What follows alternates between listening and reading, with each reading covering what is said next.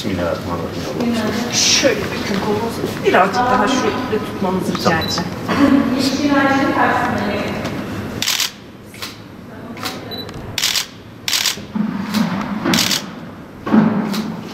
Sağ olun, teşekkür ederim. Enda değilsin. Yok değiliz. Böyle hastanede var.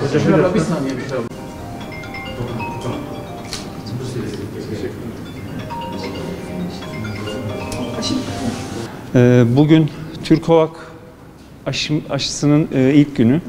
Daha öncesinde Van ilimizde faz 3 çalışmaları için gönüllü vatandaşlarımıza Türkovak aşısı yapıyorduk. Sonraki süreçte acil kullanım onayı aldı. Sonrasında şehir hastanelerinde başlamıştı.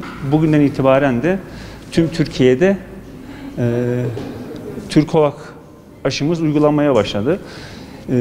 İlimizde de Van Bölge Eğitim Araştırma Hastanesi'nde MHRS üzerinden randevu alınarak Türkovak aşısı yapılabilmektedir.